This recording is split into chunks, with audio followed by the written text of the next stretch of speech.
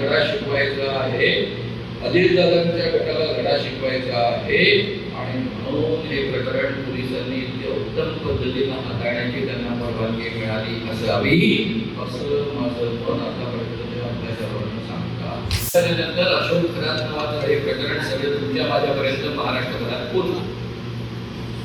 याच्याकरता आभार मानायला पाहिजे ते एकनाथ शिंदे यांचे, कारण हा बाबा जर एकनाथ शिंदे यांचा बाबा नसता, दीपक केसरकरांपासून एक मंत्री त्याच्या पायावर डोकं ठेवायला गेले नसते, रुपाली चाकणकरांसारखी अजितदादांच्या गटातली बाई या बाबाची मिसिंग बंद नसते, तर कदाचित हा बाबा कधीच एक्सपोज झाला नसता. पहिलं प्रकरण सुद्धा पोलिसांच्या पातळीवर दाबून टाकावं या पद्धतीच्या सूचना त्यांना मिळाल्या असत्या.